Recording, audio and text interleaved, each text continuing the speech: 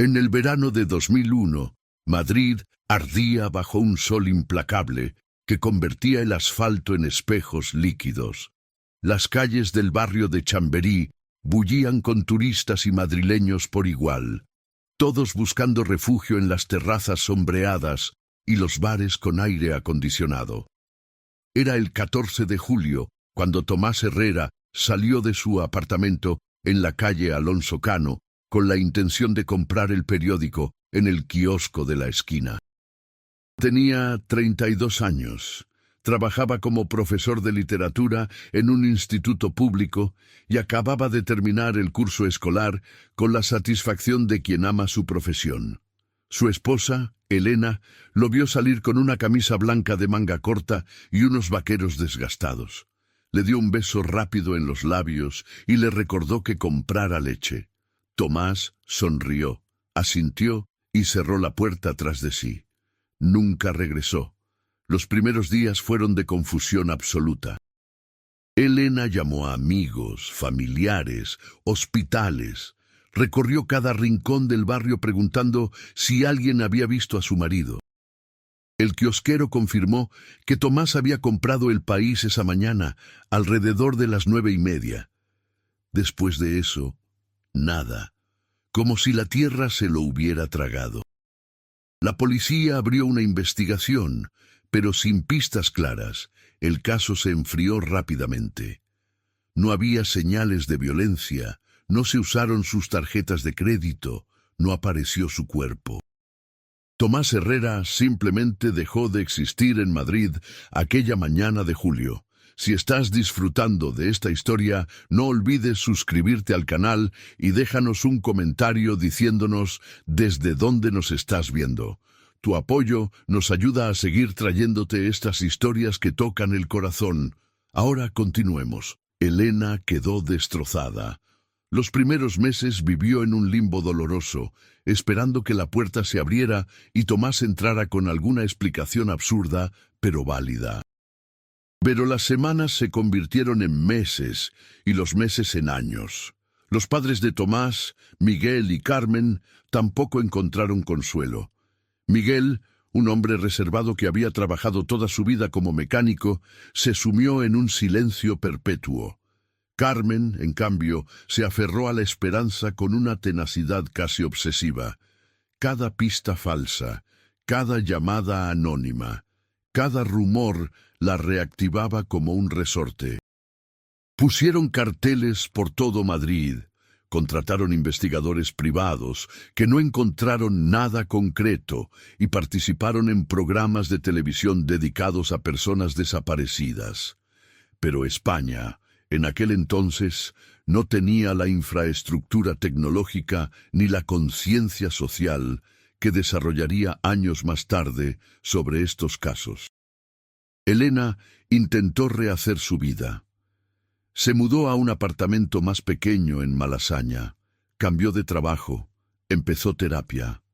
Pero el fantasma de Tomás la perseguía. Cada hombre de espaldas en la calle, cada risa que sonaba parecida, cada canción que les había gustado juntos, era una puñalada. En 2005, después de 4 años de incertidumbre y dolor, Elena decidió declarar a Tomás legalmente muerto. Fue la decisión más difícil de su vida, pero necesitaba cerrar ese capítulo para poder seguir adelante. Miguel y Carmen nunca le perdonaron del todo esa decisión, aunque entendían su necesidad de supervivencia emocional. Los años pasaron con una lentitud cruel. Elena conoció a alguien más en 2009, un hombre llamado Javier, que trabajaba en publicidad. Se casaron en 2011 en una ceremonia íntima. Tuvieron una hija, Lucía, que nació en 2013. La vida de Elena había encontrado cierta estabilidad, aunque el recuerdo de Tomás permanecía como una cicatriz profunda que nunca terminaba de sanar. Mientras tanto, Miguel falleció en 2015 de un infarto, llevándose a la tumba la incertidumbre sobre el destino de su hijo. Carmen se aferraba a la vida con la única motivación de saber qué había pasado con Tomás. Vivía sola en el mismo piso de Chamberí donde había criado a su hijo, rodeada de fotografías y recuerdos que mantenía pulcramente ordenados. En México, específicamente en la Ciudad de México, vivía un hombre llamado Roberto Mendoza.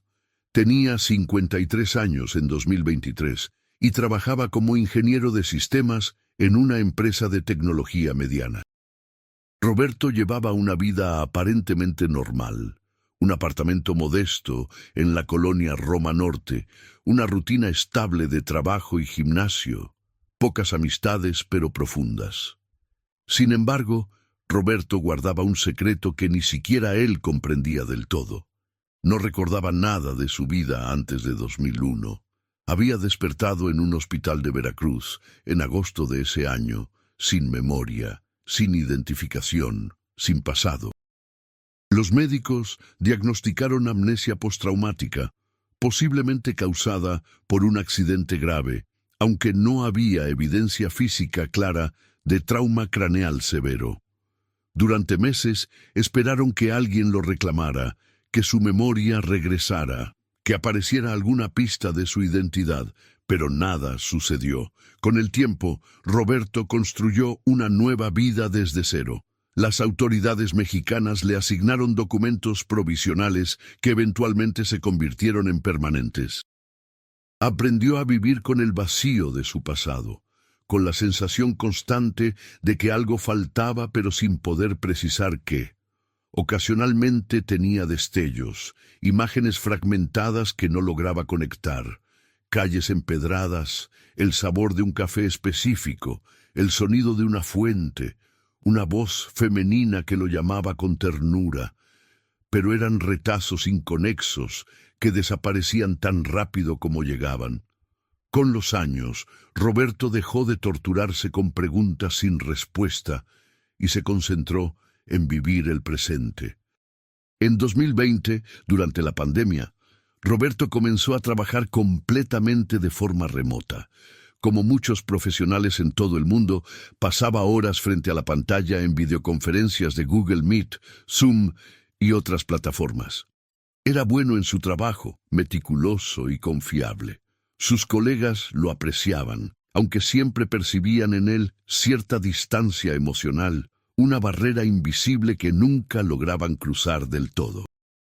Roberto había aprendido a ser amable pero reservado, a compartir lo justo sin revelar demasiado sobre sí mismo, principalmente porque no había mucho que revelar sobre un pasado que no existía.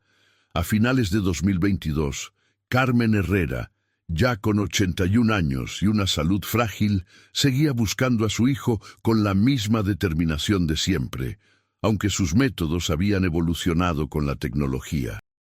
Su nieta Ana, hija de la hermana menor de Tomás, que vivía en Barcelona, la ayudaba a navegar por Internet, por grupos de Facebook dedicados a personas desaparecidas, por bases de datos internacionales, por foros donde familiares compartían información. Carmen había aprendido sobre casos de personas que reaparecían décadas después en lugares remotos, con amnesia o identidades falsas. Esas historias alimentaban su esperanza de una manera que muchos consideraban poco saludable, pero que para ella era el único combustible que la mantenía viva. Ana, de 28 años, trabajaba como diseñadora gráfica freelance y pasaba mucho tiempo online. Tenía una sensibilidad especial hacia el dolor de su abuela y había convertido la búsqueda de Tomás en una especie de misión personal, aunque nunca lo había conocido. Navegaba por plataformas donde se compartían videos virales, imágenes curiosas, momentos captados accidentalmente en transmisiones en vivo. Había leído sobre casos en los que personas desaparecidas habían sido identificadas en el fondo de fotografías turísticas, en videos de YouTube, en transmisiones de noticias. Era una búsqueda en un pajar infinito, pero Ana tenía paciencia y una fe inquebrantable en que la tecnología podía lograr lo que las investigaciones tradicionales no habían conseguido. El 23 de enero de 2023, Ana estaba revisando un foro internacional dedicado a reunir familias separadas cuando alguien compartió un enlace a un video viral. El video mostraba una compilación de momentos graciosos captados durante reuniones corporativas en Google Meet. Eran esos típicos incidentes que se habían vuelto comunes durante el trabajo remoto.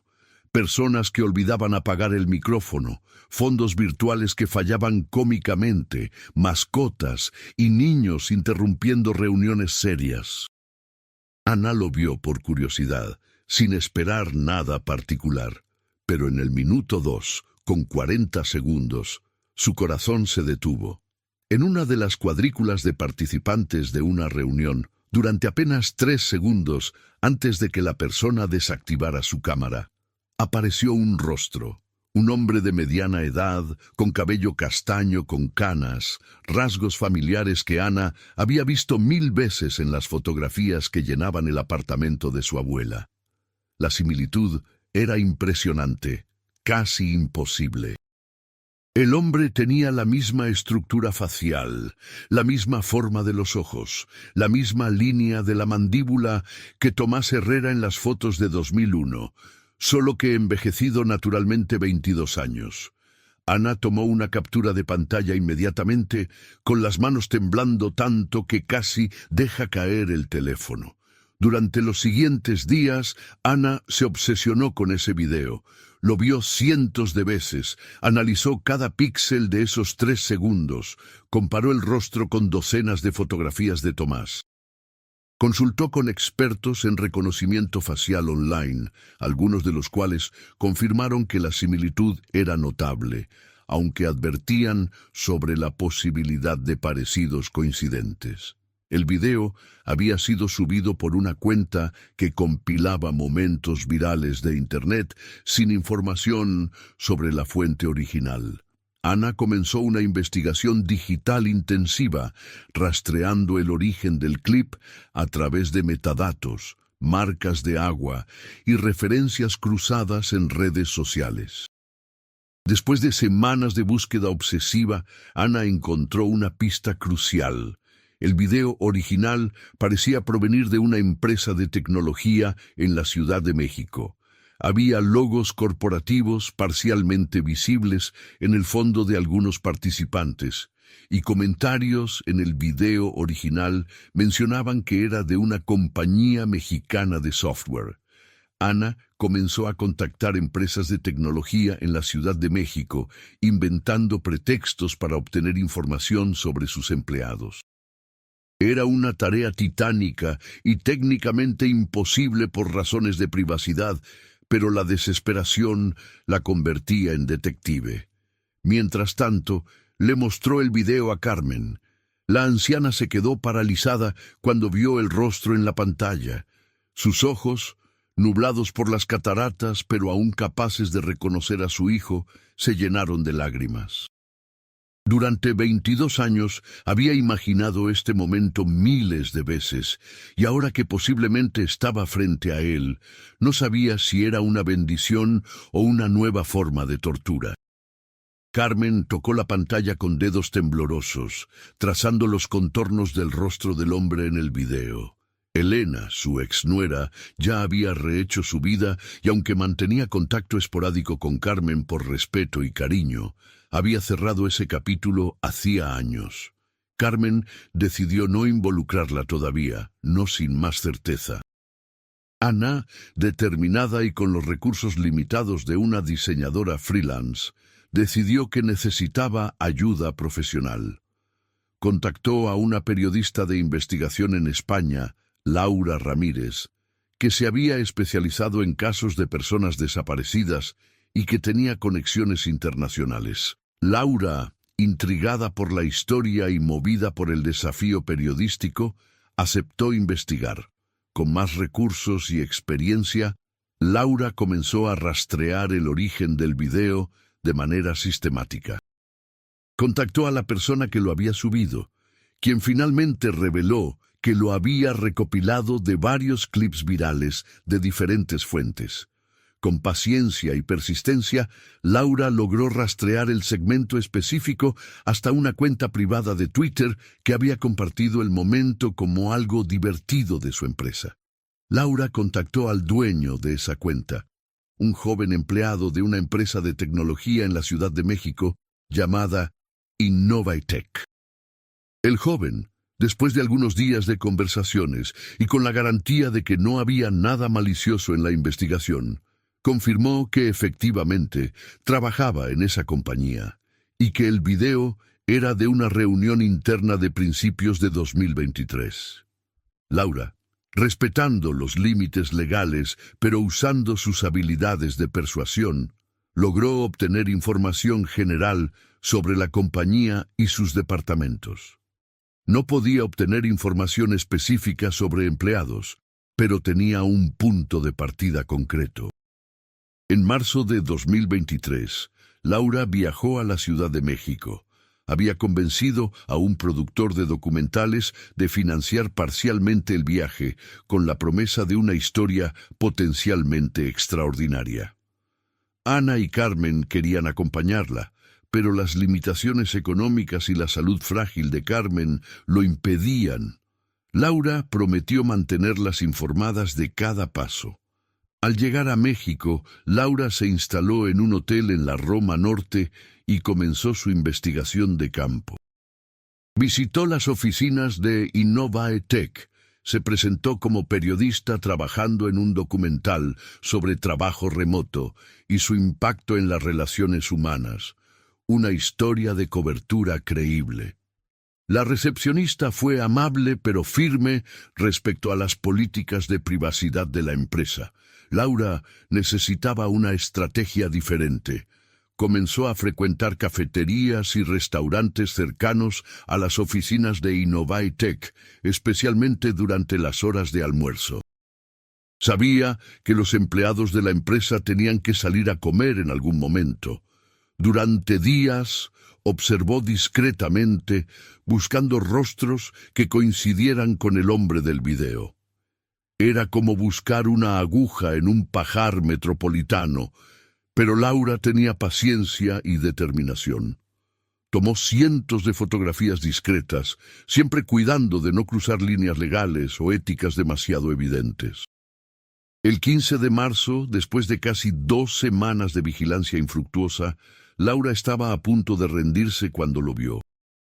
Salió de un edificio cercano a las oficinas de Innovatech, caminando solo hacia un pequeño restaurante de comida corrida.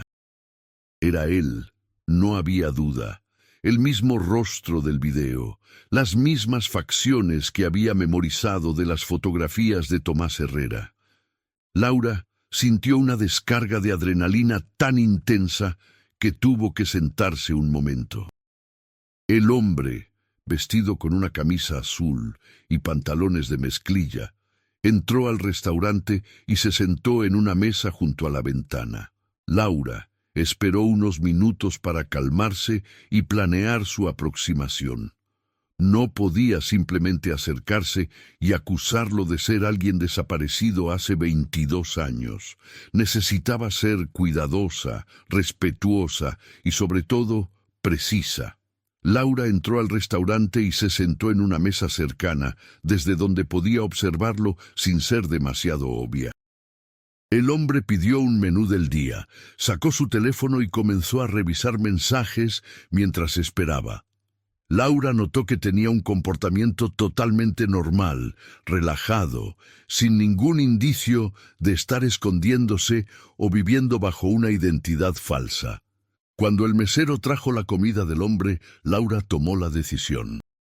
Se levantó, caminó hacia su mesa con una sonrisa amable y dijo en español con un ligero acento español: «Disculpe, sé que esto va a sonar extraño, pero ¿podría hablar con usted un momento? Soy periodista de España y estoy investigando algo que podría involucrarle». Roberto Mendoza, que así se había llamado durante 22 años, levantó la vista sorprendido. Había algo en los ojos de esta mujer, una mezcla de urgencia y compasión, que lo hizo asentir en lugar de rechazarla inmediatamente. Laura se sentó frente a él y con una delicadeza aprendida de años cubriendo historias difíciles, comenzó a explicar. Le habló sobre Tomás Herrera, sobre su desaparición en Madrid en 2001, sobre una familia que nunca dejó de buscarlo, sobre un video viral donde apareció su rostro, y sobre la increíble similitud física entre él y el hombre desaparecido. Roberto escuchó en silencio, su rostro pasando de la confusión a la incredulidad, y finalmente a algo que Laura no pudo identificar completamente, pero que parecía una mezcla de miedo y posibilidad. Cuando Laura terminó su explicación, Roberto permaneció callado por lo que pareció una eternidad. Finalmente, con una voz temblorosa que Laura apenas podía escuchar sobre el ruido del restaurante, Roberto dijo: «No recuerdo nada antes de agosto de 2001. Desperté en un hospital en Veracruz, sin memoria, sin identificación, sin pasado. Durante 22 años he vivido con este vacío, preguntándome quién era antes». Las palabras cayeron entre ellos como piedras en un estanque tranquilo, creando ondas de implicaciones imposibles de ignorar. Laura sintió que el corazón se le aceleraba. Las fechas coincidían perfectamente. Julio de 2001 en Madrid, agosto de 2001 en Veracruz. Pero quedaba la pregunta imposible. ¿Cómo había llegado Tomás Herrera desde Madrid hasta la costa este de México sin documentos, sin dinero, sin memoria? Laura sabía que necesitaban evidencia concreta. Le preguntó a Roberto si estaría dispuesto a hacerse una prueba de ADN que pudieran comparar con muestras de los familiares de Tomás Herrera. Roberto, abrumado pero también desesperado por respuestas después de 22 años de vacío, aceptó. También accedió a compartir toda la información que tenía sobre su aparición en Veracruz, los reportes médicos, cualquier documento que pudiera ayudar a reconstruir lo que había sucedido. Durante las siguientes semanas, Laura coordinó todo meticulosamente. Obtuvo muestras de ADN de Carmen Herrera en Madrid y las envió a un laboratorio internacional confiable. Roberto proporcionó su propia muestra en la Ciudad de México.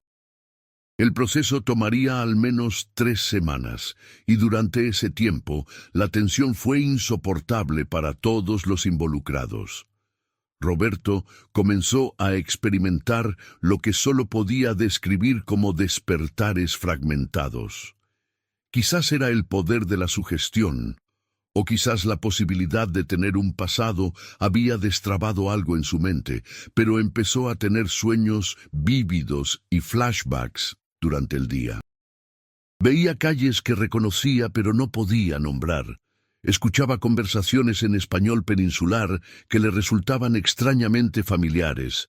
Sentía el peso de una vida que había existido antes del vacío. Una noche soñó con una mujer de cabello oscuro y ojos tristes que lo llamaba mi amor, mientras preparaba café en una cocina pequeña. Se despertó llorando sin entender completamente por qué. Mientras esperaban los resultados del ADN, Laura investigó los registros del hospital en Veracruz, donde Roberto había aparecido en 2001. Los archivos eran escasos y mal organizados, típicos de un hospital público sobrecargado de principios de los 2000. Roberto había sido encontrado deambulando por las calles cerca del puerto, desorientado y sin poder proporcionar información sobre sí mismo. No tenía heridas visibles graves, solo algunos moretones y signos de deshidratación severa. Los médicos especularon que había sufrido algún tipo de trauma, posiblemente un asalto o un accidente, pero sin testigos ni evidencia, era imposible saberlo. Había estado internado 2 semanas mientras esperaban que alguien lo reclamara o que su memoria regresara. Ninguna de las dos cosas sucedió. Laura también investigó los registros de vuelos y barcos entre España y México en julio de 2001. Pero la tarea era monumental y probablemente inútil sin información específica. Miles de personas viajaban entre ambos países cada día. Sin embargo, encontró algo interesante. En julio de 2001, había habido un aumento inusual en el tráfico de inmigrantes irregulares entre Europa y América Latina, incluyendo redes de tráfico humano que operaban rutas complejas. Era posible, aunque sonaba como una novela, que Tomás hubiera sido víctima de algún tipo de secuestro o tráfico, quizás confundido con otra persona o simplemente en el lugar equivocado en el momento equivocado. Carmen Herrera esperaba las noticias con una mezcla de esperanza devastadora y miedo paralizante. Ana la acompañaba constantemente, preparada para lo mejor o lo peor. Elena, informada finalmente de la situación, estaba en shock.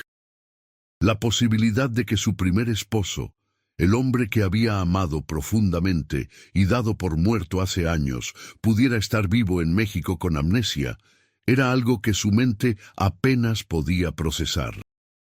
Javier, su esposo actual, fue sorprendentemente comprensivo, aunque la situación creaba una tensión inevitable en su matrimonio.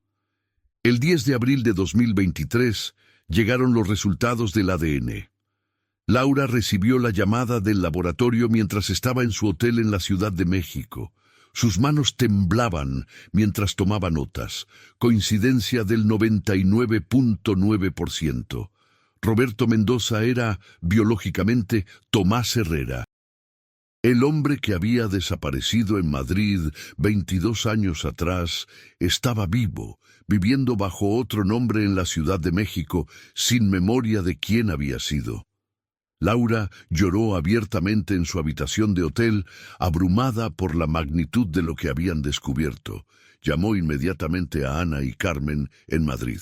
La conversación fue caótica, llena de lágrimas, gritos de alegría y conmoción absoluta. Roberto recibió la noticia de Laura en persona. Ella fue a su apartamento esa tarde con los resultados impresos y una fotografía de Carmen Herrera. Cuando Laura le mostró la foto de la anciana, algo cambió en el rostro de Roberto. Sus ojos se llenaron de lágrimas, sin entender completamente por qué. «Es mi madre», susurró, aunque no estaba seguro de cómo lo sabía. Era un conocimiento visceral, más profundo que la memoria consciente. Laura también le mostró fotografías de Tomás con Elena, con su familia, en su apartamento de Madrid. Roberto las observó con una intensidad dolorosa, como si mirando lo suficientemente fuerte pudiera hacer que los recuerdos regresaran.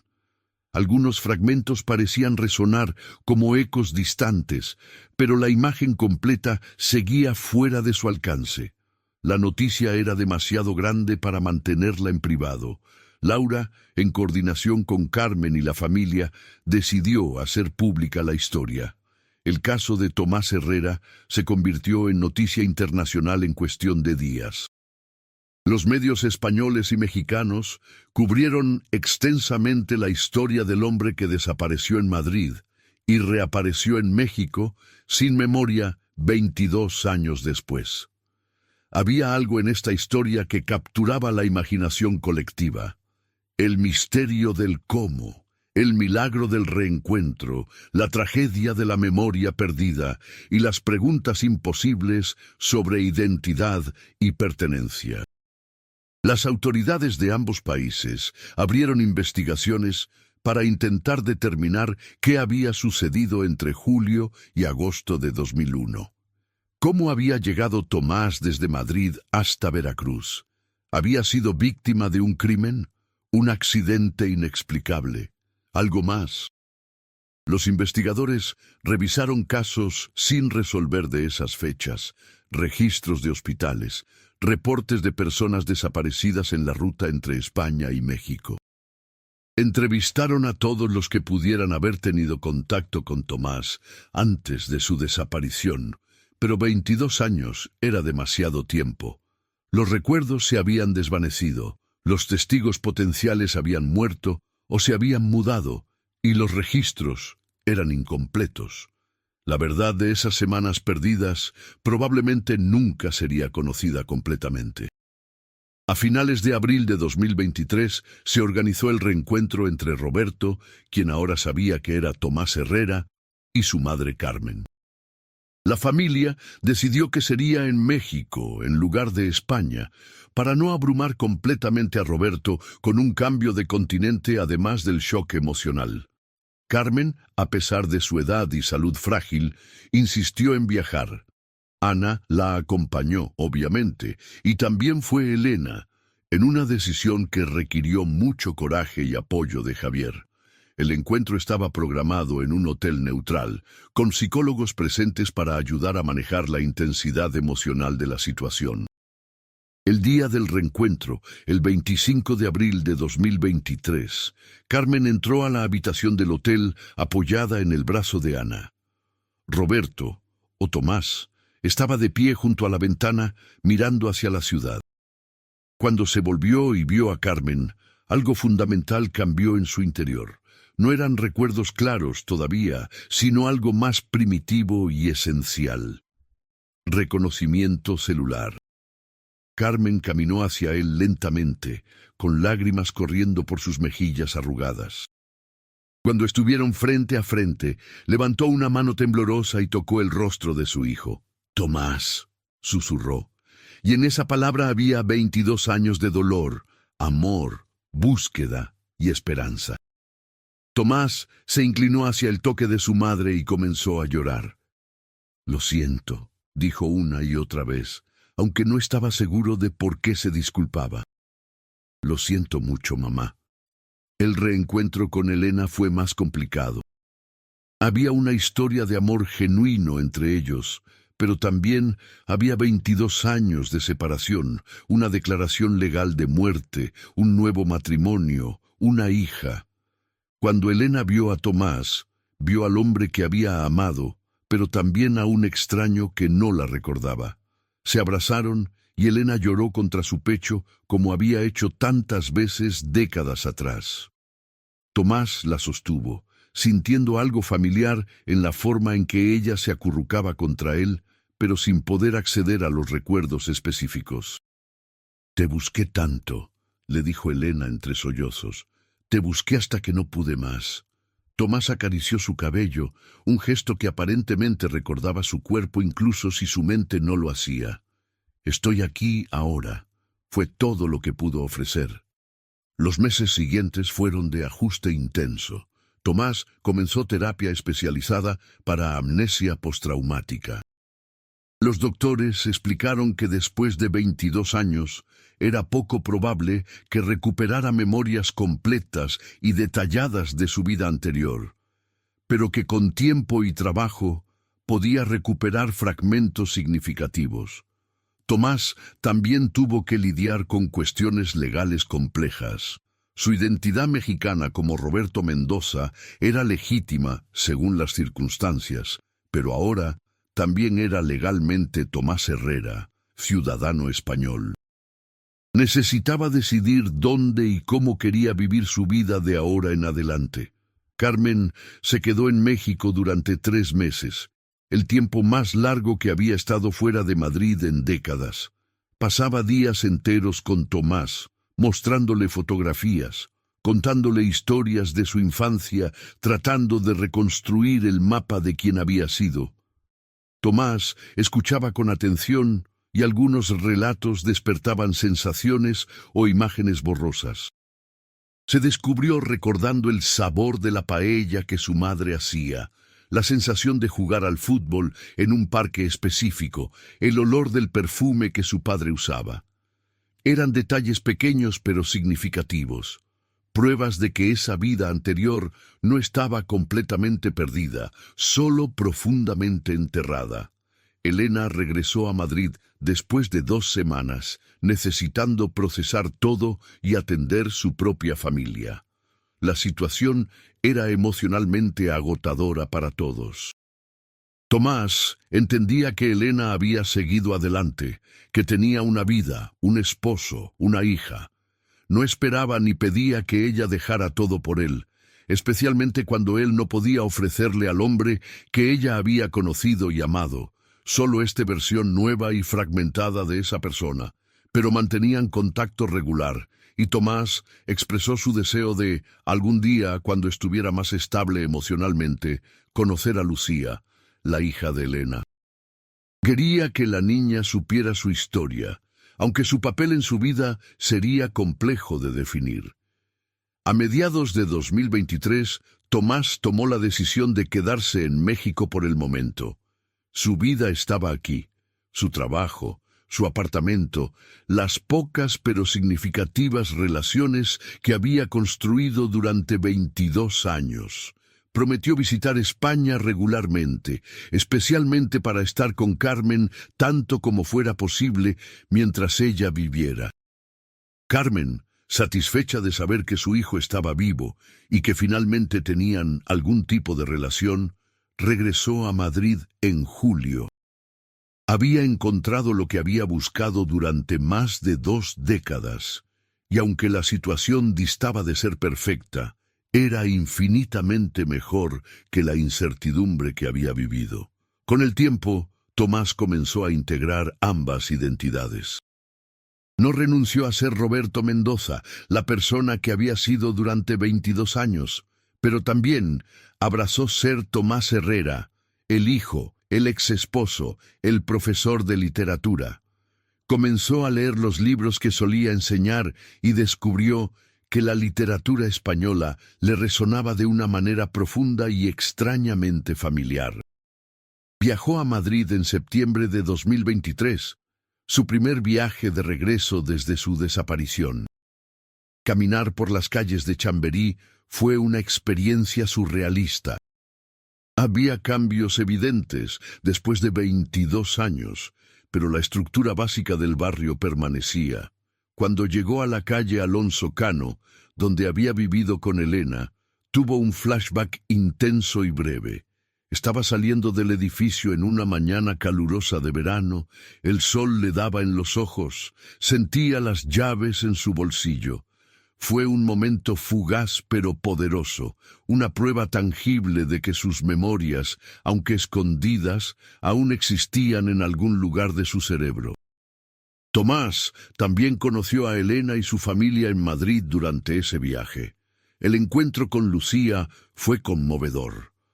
La niña de 10 años estaba fascinada y confundida por la presencia de este hombre que era técnicamente el primer esposo de su madre, pero que nunca había sido parte de su vida.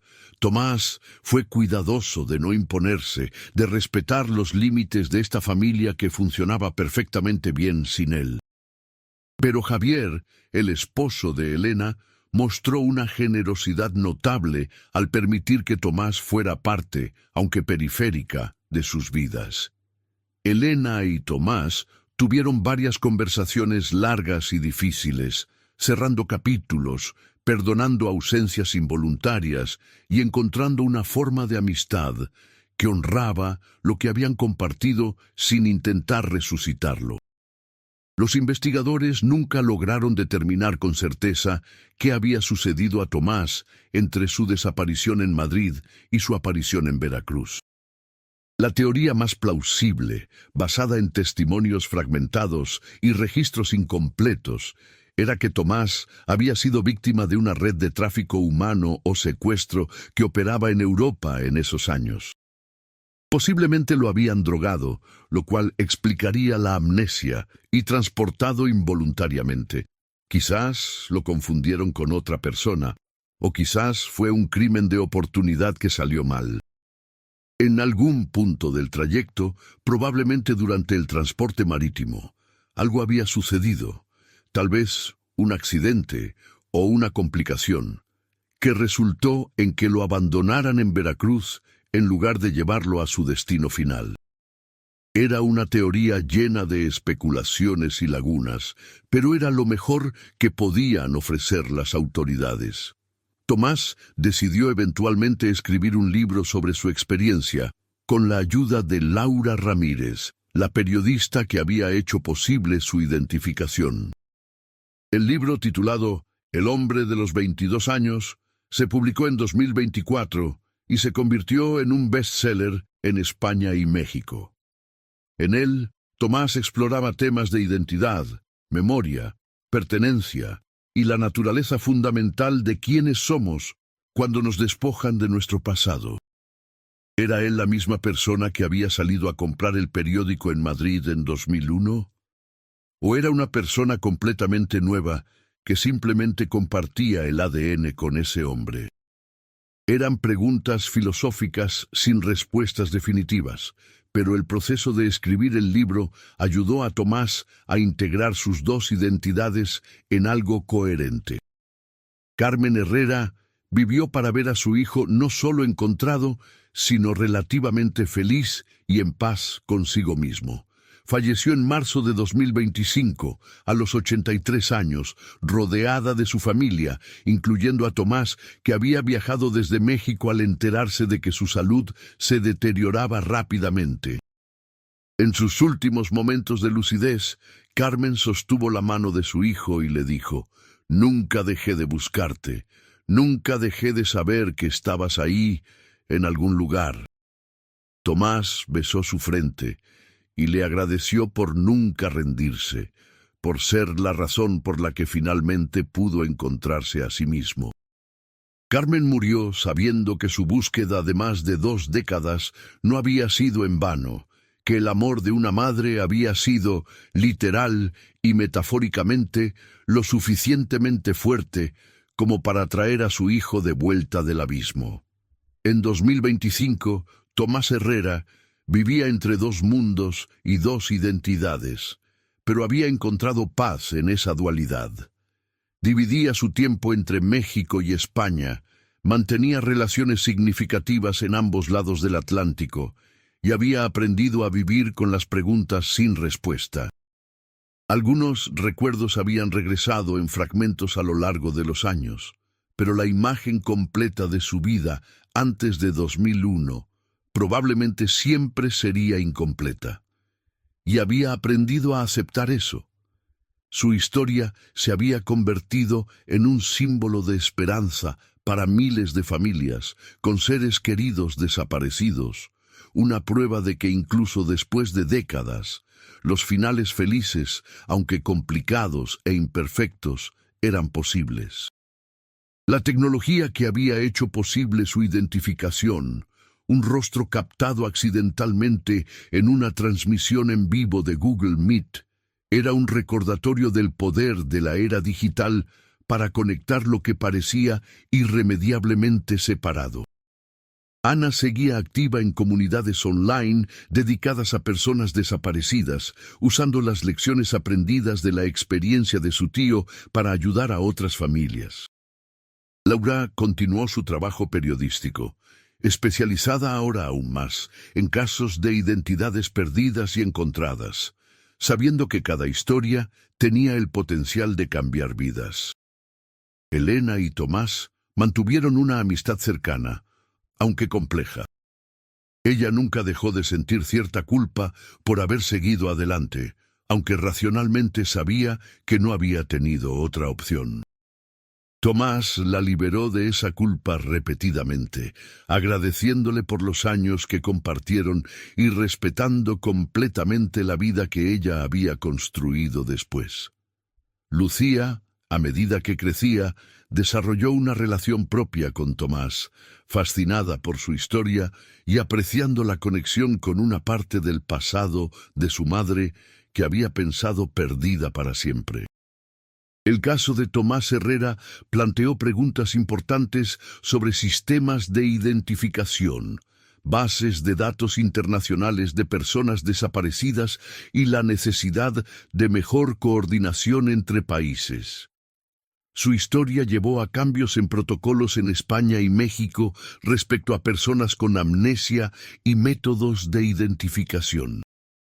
Se establecieron programas para comparar sistemáticamente casos de personas desaparecidas con casos de personas encontradas sin identidad, usando tecnología de reconocimiento facial y ADN. Si algo positivo podía extraerse de los 22 años perdidos de Tomás, era que su caso ayudaría a evitar que otros vivieran tragedias similares. Tomás nunca recuperó completamente todos sus recuerdos. Pero lo que sí recuperó fue algo quizás más valioso, un sentido de pertenencia, una historia que lo conectaba con algo más grande que el vacío en el que había existido durante 22 años. Tenía una madre que lo había buscado incansablemente, una exesposa que nunca dejó de amarlo a su manera, una familia extendida que lo recibió de vuelta y una nueva familia en México que había construido como Roberto. Era una vida dividida entre dos identidades, dos países, dos historias, pero era su vida, completa en su fragmentación, significativa en su complejidad.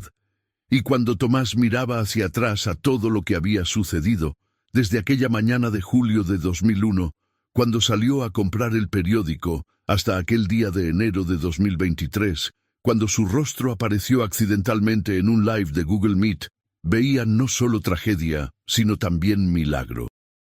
El milagro de una madre que nunca dejó de buscar, de una nieta que decidió que la tecnología podía lograr lo imposible, de una periodista que persiguió una historia contra todas las probabilidades, y de un rostro en una pantalla que había cambiado el curso de múltiples vidas. Era una historia de pérdida y reencuentro, de identidades fracturadas y recompuestas, de la increíble capacidad humana para la esperanza incluso frente a la oscuridad más absoluta. El misterio de cómo exactamente Tomás Herrera había viajado desde Madrid hasta Veracruz, perdiendo su memoria en el proceso, probablemente nunca sería resuelto completamente. Pero quizás eso no importaba tanto como el hecho de que, contra todas las probabilidades, después de 22 años en el limbo, había encontrado el camino de regreso a quien había sido, integrándolo con quien se había convertido.